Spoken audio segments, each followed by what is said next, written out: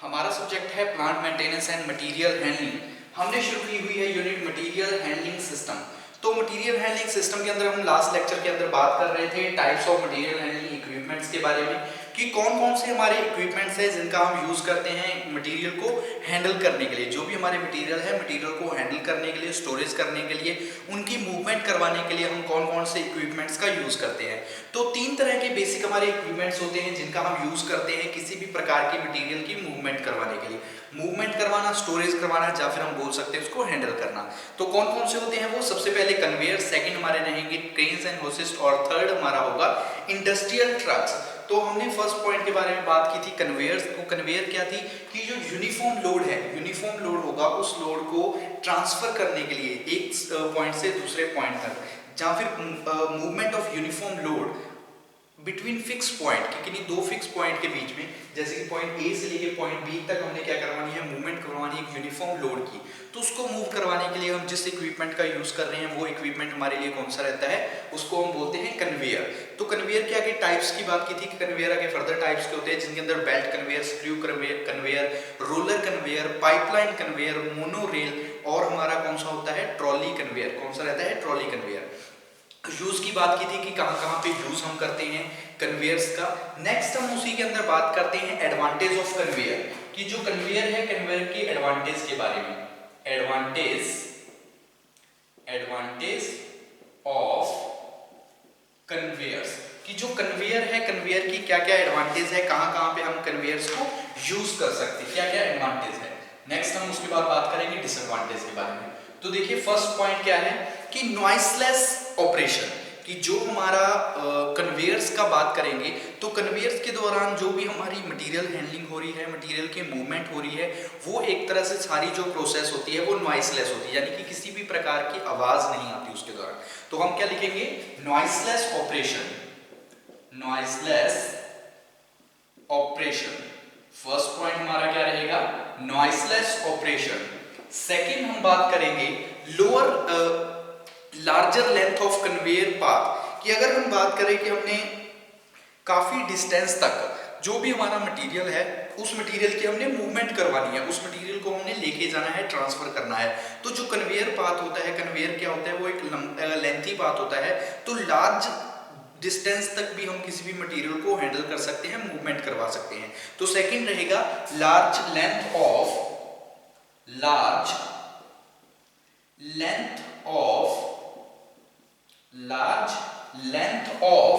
Conveying path. Large length of conveying path, कि जो conveying path उसकी लार्ज लेंथ की वजह से हम कन्वेयर्स का यूज कर सकते हैं लार्ज डिस्टेंस तक किसी भी मटेरियल को मूव करवाने के लिए, ट्रांसफर करवाने के लिए। इसके अलावा लोअर पावर कंजप्शंस, अगर हम क्रेन्स, होसेस या फिर इंडस्ट्रियल ट्रक्स की बात करें तो जो पावर कंजप्शंस की बात होगी वो हमारे कन्वेयर्स के अंदर कम होगी, lower power consumption. Third point क्या रहेगा, लोअर पावर कंजप्शन। जो भी कंजप्शंस होंगी वो क्या रहेगी, कम रहेगी, लोअर पावर कंजप्शन, कि जो भी पावर की कंजप्शंस होंगी, अगर वो हम बात कर रहे हैं कन्वेयर के तौर पे, तो कन्वेयर के अंदर पावर कंजप्शंस कम होगी किसकी तुलना में, चैन सोर्सेस या फिर हमारे जो भी इंडस्ट्रियल ट्रक्स वगैरह रहेंगे, या फिर अदर हमारी मटेरियल हैंडलिंग इक्विपमेंट्स होंगे। इसके अलावा लॉन्ग लाइफ, जो भी हमारी कन्वेयर्स होती है उनकी अगर लाइफ की बात करें तो वो लाइफ भी क्या होती है, उनकी लाइफ ज़्यादा लंबी होती है। हम ज़्यादा समय तक जो भी हमारी कन्वेयर्स हैं उनका यूज कर सकते हैं मटेरियल को हैंडल करने के लिए, मटेरियल की मूवमेंट करवाने के लिए। इसके अलावा और पॉइंट क्या रहेगा, high reliability of operations. Operation के अंदर रिलायबिलिटी क्या होती है, हाई होती है। High reliability of operation, high reliability of operations, जो भी ऑपरेशंस हैं उनकी रिलायबिलिटी की अगर बात करेंगे तो वो भी हाई होगी ऑपरेशंस के दौरान। तो ये हमारी रहेंगी एडवांटेज किसकी, कन्वेयर्स की। इससे पहले हमने यूज की बात की, एप्लीकेशन की बात की कि कहाँ पे हम यूज कर सकते हैं कन्वेयर्स का। तो नॉइसलेस ऑपरेशन होता है, आवाज नहीं आती इस ऑपरेशन के दौरान। Large length of conveying path, जो हमारा कन्वेइंग पाथ होता है, जिस पाथ से हमने मूवमेंट करवानी है हमारे मटेरियल की, तो वो क्या उनकी लेंथ लार्ज होती है, लंबी लेंथ होती है। लोअर पावर कंजप्शन की बात करें तो पावर कंजप्शन बहुत ज़्यादा कम होती है कन्वेयर के दौरान। लॉन्ग लाइफ, जो हमारी कन्वेयर्स होती है, कन्वेयर बेल्ट होती है, इनकी लाइफ की अगर बात करें तो वो अच्छी होती है, लंबी लाइफ होती है। हाई रिलायबिलिटी ऑफ ऑपरेशंस, जब भी हम वर्किंग करते हैं तो अगर रिलायबिलिटी की बात करें तो हाई रिलायबिलिटी होती है। नेक्स्ट हम बात करते हैं डिसएडवांटेज ऑफ कन्वेयर्स, कि जो कन्वेयर है इनकी डिसएडवांटेज के बारे में बात करते हैं कि कौन कौन सी डिसएडवांटेज है। तो नेक्स्ट हमारा रहेगा डिसएडवांटेज ऑफ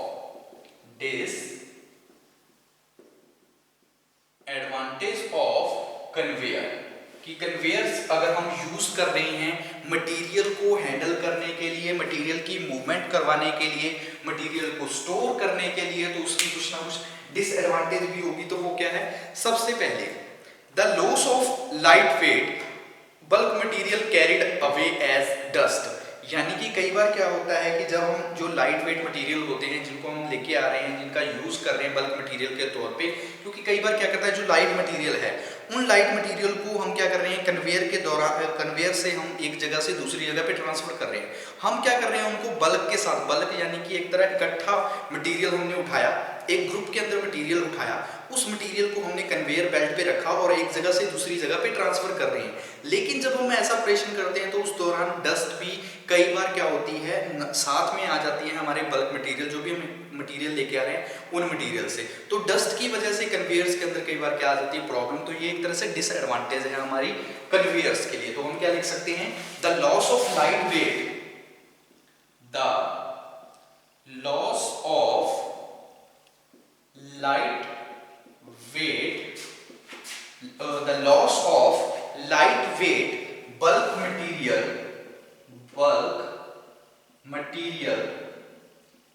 carried away, जो कि क्या बल्क मटेरियल, वो क्या करते हैं bulk material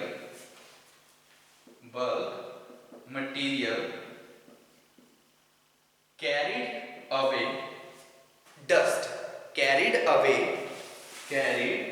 away as dust, कि जब भी बल्क मटेरियल कोई है हम उसको लेके आ रहे हैं तो उस दौरान क्या होता है कई बार डस्ट जो होती है वो भी प्रेजेंट हो जाती है हमारी कन्वेयर के अंदर, जिसकी वजह से कन्वेयर्स के अंदर क्या आती है प्रॉब्लम आती है। इसके अलावा continuous monitoring is necessary during operation, जब भी हम कन्वेयर पे काम कर रहे हैं तो कंटिन्यूस हमें क्या जरूरी होगी मॉनिटरिंग करने की। कन्वेयर के दौरान हमें कंटिन्यूसली उसकी इंस्पेक्शन करते रहना होगा, मॉनिटरिंग करते रहना होगा, देखते रहना होगा कि हमारी जो कन्वेयर हो रही है, कन्वेयर पे जो चल रहा है प्रोसेस हो रही है वो प्रॉपर ठीक तरीके से हो रही है या नहीं। तो सेकंड पॉइंट क्या रहेगा? Continuous monitoring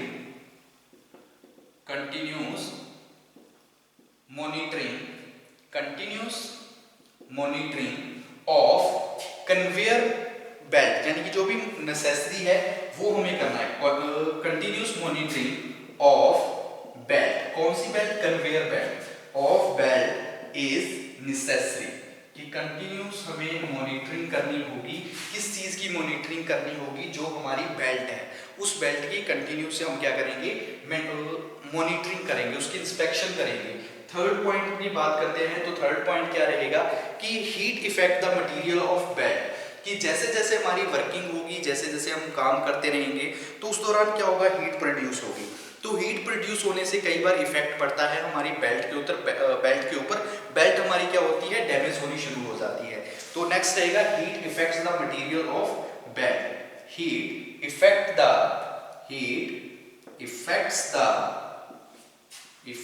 the material of belt, जो भी बेल्ट का मटेरियल है उस मटेरियल के ऊपर इफेक्ट पड़ता है हमारी किस चीज का? जो रहेगी हीट होगी, हीट प्रोड्यूस होगी, क्योंकि ड्यूरिंग द ऑपरेशन जैसे जैसे हम ऑपरेशन करेंगे तो ऑपरेशन के दौरान कुछ ना कुछ हीट प्रोड्यूस होगी। उस हीट की वजह से क्या होगा हमारा जो बेल्ट का मटेरियल है उस मटेरियल के अंदर क्या आएगा डैमेज आना शुरू हो जाएगा, वो इफेक्ट करेगी हमारे बेल्ट के मटेरियल के लिए।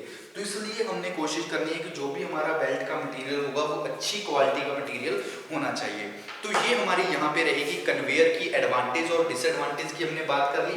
डिसएडवांटेज में क्या लिखा कि the loss of light weight bulk material carried away as dust, कई बार क्या होता है कि जो लाइट वेट बल्क मटेरियल होता है जो हम लेके आ रहे हैं कन्वेयर के दौरान, उस दौरान क्या होता है, डस्ट आ जाती है। नेक्स्ट हमने continuous monitoring of belt is necessary. अगर हम ऑपरेशन कर रहे हैं तो उस दौरान जो हमारी बेल्ट है वो जो चल रही है, बेल्ट कन्वेयर हमारी क्या कर रही है, वर्किंग के दौरान है, तो वर्किंग के दौरान हमें कंटिन्यूस मॉनिटरिंग करनी पड़ती है बेल्ट की, जो कि जरूरी है। कई बार क्या करती है, जो हीट प्रोड्यूस होती है वो इफेक्ट करती है हमारी बेल्ट के मटेरियल के ऊपर। नेक्स्ट हम बात करते हैं हमारे सेकंड टाइप ऑफ इक्विपमेंट्स के बारे में। सेकंड हमारा कौन सा है, चेन एंड होसिस्ट। सेकंड के बारे में बात करते हैं तो सेकंड हमारे रहेंगे चेन एंड होसिस्ट। ठीक है, चेन और होसिस्ट या फिर हम इसको बोलते हैं क्रेन एंड होसिस्ट, कि जो हमारे क्रेन है और जो होसिस्ट रहेंगे उनके बारे में हम बात करेंगे। तो सेकंड पॉइंट है हमारा क्रेन्स एंड होसिस्ट, क्रेन्स एंड होसिस्ट। तो सबसे पहले यहाँ पे हम बात कर लेते हैं जैसे कि क्रेन के बारे में, कि क्रेन्स क्या है। क्रेन्स आर ओवरहेड डिवाइसेस, यानी कि ओवरहेड जो हमारे ऊपर से हो रही हैं, ओवरहेड डिवाइसेस है cranes which are capable of moving movement, यानी कि जिनका हम यूज करते हैं किसी भी मटेरियल को मूव करवाने के लिए। मूव करवाने के लिए वो मटेरियल को मूव करवा सकते हैं वर्टिकली एंड लेटरली, वर्टिकली और लेटरली किसी भी मटेरियल की मूवमेंट करवाने के लिए एक लिमिटेड एरिया के अंदर, एक लिमिटेड जिसकी लेंथ होगी, विड्थ होगी और हाइट होगी, एक लिमिटेड हाइट के ऊपर, एक लिमिटेड ब्रेड्थ के ऊपर और एक लिमिटेड लेंथ के ऊपर मटेरियल को हैंडल करना, मटेरियल को वर्टिकली और लेटरली किसी एरिया में हैंडल करना, जो उसको ट्रांसफर करना, मूव करवाना, वो हम जिस डिवाइस से कर रहे हैं उस डिवाइस को हम क्या बोलते हैं, क्रेन बोलते हैं। तो हम क्या लिख सकते हैं कि cranes are, it is a overhead device, it is a overhead, it is a overhead device which is used, जिसका हम यूज किस लिए करते हैं, मूव करवाने के लिए मटेरियल को वर्टिकली और laterally, which is used for moving material, which is used for moving material, which is used for moving material vertically and laterally, vertically or laterally in a area, in the area या फिर in the area of limited length, एक limited length होगी, limited width होगी और limited ही उसकी height होगी। Limited length, width and height, कि जो भी हाइट की अगर बात करें, लेंथ की बात करें या फिर विड्थ की बात करें, वो क्या रहेगी, एक लिमिटेड होगी। तो देखिए क्रेन्स एंड होसिस्ट के अंदर हमने क्या लिखा कि it is a overhead device, कि क्रेन्स क्या है, एक ओवरहेड डिवाइस है जिसका हम यूज किस लिए करते हैं, मटेरियल को मूव करवाने के लिए वर्टिकली और लेटरली इन द एरिया, कि एक ऐसे एरिया में जहां पे एक लिमिटेड लेंथ होगी, विड्थ होगी और हाइट होगी, उस जगह पे मटेरियल को मूव करवाने के लिए एक हम ओवरहेड डिवाइस का यूज कर रहे हैं। उस ओवरहेड डिवाइस को हम क्या बोलते हैं, वो ओवरहेड डिवाइस हमारी कहलाएगी क्रेन। वो ओवरहेड डिवाइस हमारी कौन सी होगी, क्रेन होगी। इसके अलावा cranes are used lifting and lowering heavy objects, जो भी हमारे हैवी ऑब्जेक्ट है, हैवी मटेरियल्स हैं, उन मटेरियल्स को लिफ्ट करने के लिए और उनको मूव करने के लिए one point two another point, जहाँ एक प्लेस से दूसरे प्लेस पे मूव करवाने के लिए हम यूज करते हैं क्रेन्स का। तो क्रेन के अंदर क्या लिखेंगे, इट इज यूज्ड टू, या फिर क्रेन्स आर यूज्ड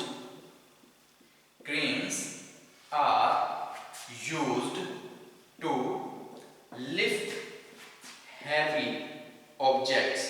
जो भी हैवी ऑब्जेक्ट्स हैं उन ऑब्जेक्ट्स को लिफ्ट करने के लिए हम किसका यूज कर रहे हैं, क्रेन्स का यूज कर रहे हैं। इसके अलावा और क्या कर सकते हैं, टू मूव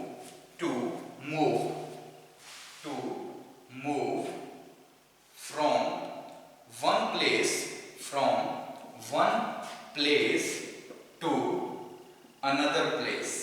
अनदर प्लेस। ठीक है, इसके अलावा एक प्लेस से दूसरे प्लेस तक, एक पॉइंट से दूसरे पॉइंट तक हमारे जो मटेरियल है उसको मूव करवाने के लिए, हैवी मटेरियल को मूव करवाने के लिए हम किसका यूज कर रहे हैं, क्रेन्स का यूज कर रहे हैं। नेक्स्ट, क्रेन्स के कुछ टाइप्स होते हैं, उन टाइप्स की बात करते हैं। जैसे कि ओवरहेड ट्रैवलिंग क्रेन्स, कुछ टाइप्स रहेंगे क्रेन के। फर्स्ट है ओवरहेड ट्रैवलिंग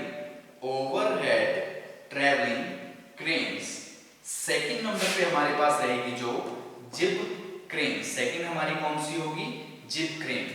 थर्ड नंबर पे जो क्रेन होगी वो क्रेन हमारी कहलाएगी जेंट्री क्रेन, जेंट्री क्रेन। तो ये क्या होते हैं, क्रेन्स के कुछ टाइप्स हैं, तीन तरह के आगे फर्दर क्रेन के टाइप होंगे। कौन कौन से होंगे, ओवरहेड, सबसे पहले overhead travelling crane, zip crane और जेंट्री क्रेन। तो क्रेन के बारे में पता लगा कि क्रेन एक डिवाइस है या फिर एक ओवरहेड डिवाइस है जिसका हम यूज करते हैं मटेरियल को मूव करवाने के लिए वर्टिकली और लेटरली एट एरिया, एक एरिया के अंदर जहां पे लिमिटेड लेंथ, विड्थ और हाइट होगी। इसके अलावा क्रेन का हम यूज करते हैं हैवी ऑब्जेक्ट को लिफ्ट करने के लिए और उन ऑब्जेक्ट को मूव करवाने के लिए, एक प्लेस से दूसरे प्लेस पे मूव करवाने के लिए हम यूज कर रहे हैं क्रेन्स का। क्रेन्स के टाइप की बात करते हैं कि overhead travelling cranes, zip cranes और जेंट्री क्रेन्स, ये क्या रहेंगे, टाइप्स होंगे क्रेन की। नेक्स्ट इसके अंदर बात कर लेते हैं क्रेन के, ये तो हमने बात कर ली क्रेन के बारे में। नेक्स्ट इसी में बात करते हैं होसिस्ट के बारे में कि होसिस्ट क्या होते हैं। फर्दर बात करेंगे उनके यूज एप्लीकेशन के बारे में कि क्रेन और होसिस्ट की एप्लीकेशंस क्या है, कहां-कहां पे हम उनका यूज कर सकते हैं, एडवांटेज और डिसएडवांटेज के बारे में भी डिस्कस करेंगे। तो यहाँ पे बात करते हैं होसिस्ट के बारे में पहले। तो क्या होगा होसिस्ट, तो देखिए होसिस्ट क्या है कि it is used for loading and unloading of heavy object. जो भी हैवी ऑब्जेक्ट है, हमने बात की थी लिफ्ट करने की, तो हम लिफ्ट कर रहे हैं क्रेन्स की सहायता से, लेकिन उस ऑब्जेक्ट को, जो हैवी ऑब्जेक्ट है, उस ऑब्जेक्ट को लोडिंग और अनलोडिंग करना, and also use for raising and lowering heavy long object from one place to another place. और वही लॉन्ग ऑब्जेक्ट को या लेंथी ऑब्जेक्ट को, जो हमारे लार्ज ऑब्जेक्ट हैं, एक जगह से दूसरी जगह पे ट्रांसफर करना, मूव करवाना, तो भी हम किसका यूज कर रहे हैं, होसिस्ट का यूज कर रहे हैं। तो होसिस्ट के अंदर हम क्या लिख सकते हैं कि it is used for loading and unloading of heavy object. It is used for loading and, it is used for loading and unloading, it is used for loading and unloading heavy objects, heavy objects, जो भी heavy objects हैं, उन objects को load करने के लिए, unload करने के लिए हम जिस डिवाइस का यूज कर रहे हैं, जिस इक्विपमेंट का यूज कर रहे हैं, वो इक्विपमेंट हमारे लिए कौन सा रहेगा, वो होगा होसिस्ट। उसको हम क्या बोलेंगे, होसिस्ट। इसके अलावा it is also used for large objects, जो हमारे लार्ज ऑब्जेक्ट्स होंगे, उन ऑब्जेक्ट्स को मूव करवाने के लिए one place to another place भी हम किसका यूज कर रहे हैं, होसिस्ट का। इसके अलावा क्या लिख सकते हैं, इट इज आल्सो यूज्ड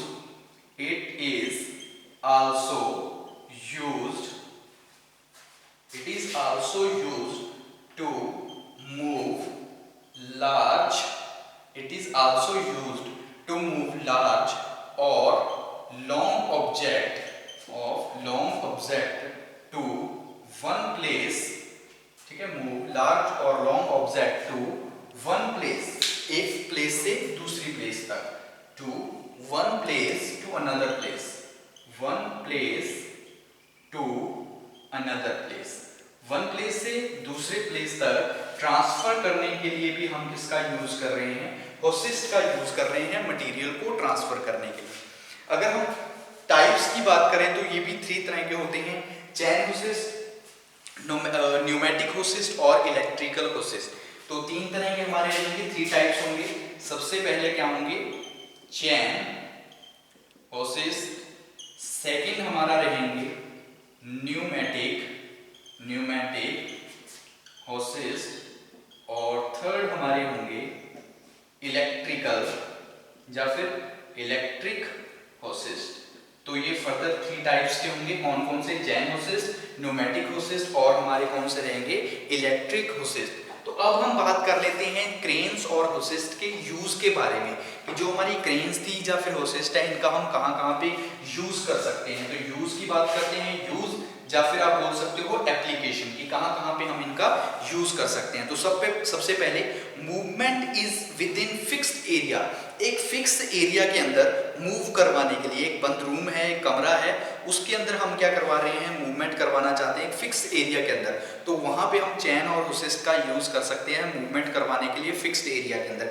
इसके अलावा मूव आर इंटरमिटेंट, किसी इंटरमिटेंट के यानी कि इंटरवल के बाद किसी तो मूव करवाना है तो वहां पे यूज कर सकते हैं। Loads vary in size and weight, कि जहां पे लोड वेरी कर रहा है, क्योंकि आपको बताया था कि अगर यूनिफॉर्म लोड है तो यूनिफॉर्म लोड के लिए तो हम कन्वेयर्स का यूज कर लेंगे, लेकिन जहां पे लोड वेरी करे, वेट भी जो वेरी करे, तो वहां पे हम यूज कर लेंगे क्रेन्स और होसिस्ट का, कि जहां पे वेरी कर रहा है। Load handle are not uniform, वही सेम बात कि अगर लोड जो हम हैंडल कर रहे हैं वो यूनिफॉर्म नहीं है, तब भी हम किनका यूज करेंगे होसिस्ट और क्रेन्स का। तो फर्स्ट पॉइंट हम लिखते हैं, movement is with in fixed area, movement with in a fixed area, एक फिक्स्ड एरिया के अंदर मूवमेंट करवानी है हमने, तो उस दौरान हम यूज कर सकते हैं क्रेन और होसिस्ट का। इसके अलावा मूव्स आर इंटरमिटेंट,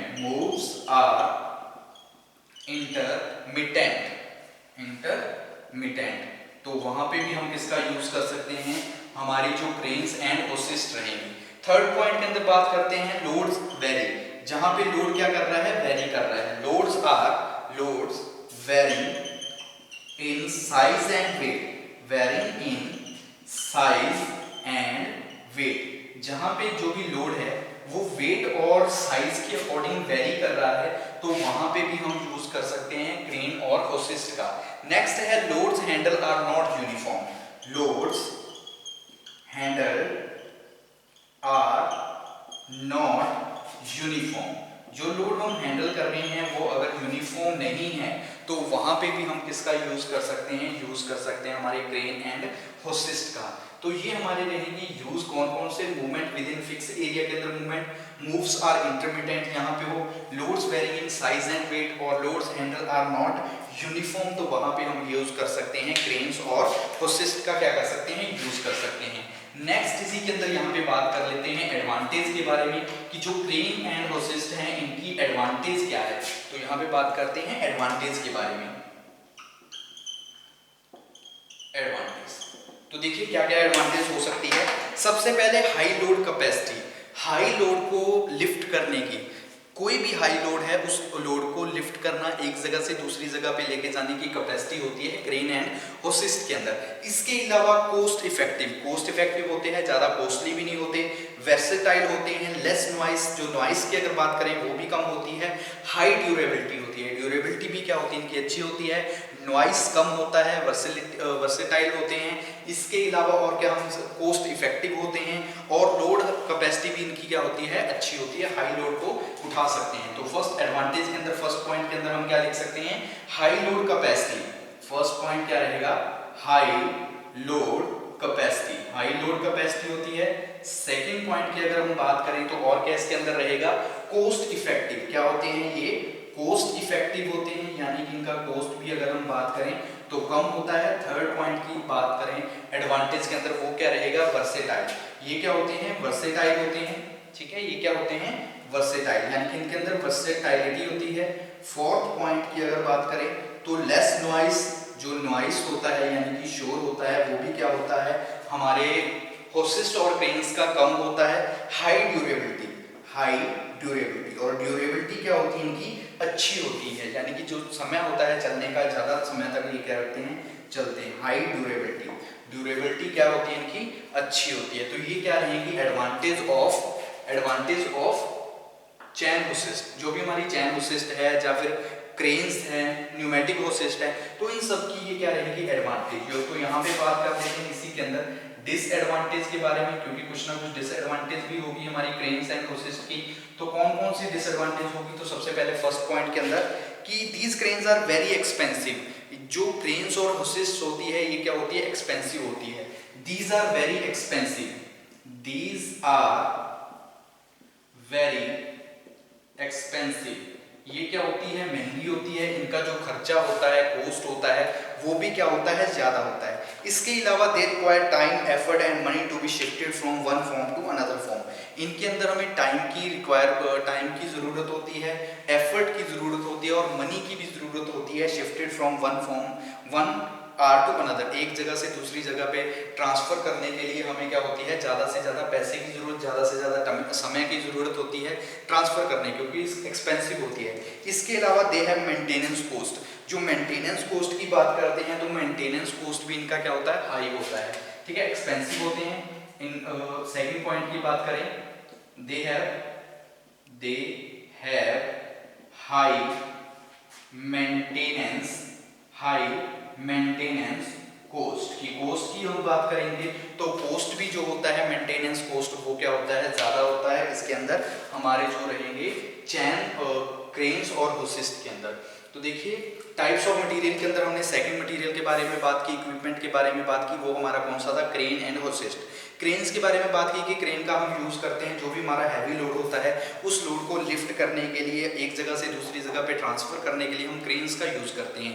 क्रेन्स के यूज़ की बात की कि कहाँ कहाँ पे हम उनका यूज़ कर सकते हैं, उनकी एडवांटेज की बात की, होसिस्ट के एडवांटेज की बात की कि कहाँ पे यूज़, कौन कौन सी एडवांटेज है कि हाई लोड कैपेसिटी होती है, हाई लोड को उठा सकते हैं, कॉस्ट इफेक्टिव होते हैं, वर्सेटाइल होते हैं, नॉइस कम होती है, हाई ड्यूरेबिलिटी होती है। डिसएडवांटेज की अगर बात करें क्रेन और होसिस्ट की, तो क्रेन्स होती है वो एक्सपेंसिव ज़्यादा होती हैं, उन पे खर्चा ज़्यादा आता है, टाइम भी ज़्यादा चाहिए, एफर्ट ज़्यादा चाहिए और मनी भी ज़्यादा चाहिए। इसके अलावा जब अगर मेंटेनेंस की बात करें तो मेंटेनेंस कॉस्ट भी हमारा होसिस्ट और क्रेन्स के ऊपर क्या रहेगा, ज़्यादा रहेगा। तो इस लेक्चर के लिए इतना काफ़ी, आज के लेक्चर में इतना काफ़ी। नेक्स्ट लेक्चर में हम बात करेंगे हमारे थर्ड मटेरियल हैंडलिंग इक्विपमेंट के बारे में। थर्ड हमारा मटेरियल हैंडलिंग इक्विपमेंट कौन सा था, वो हमारा है इंडस्ट्रियल ट्रक। तो इंडस्ट्रियल ट्रक के बारे में हम बात करेंगे हमारे नेक्स्ट लेक्चर में।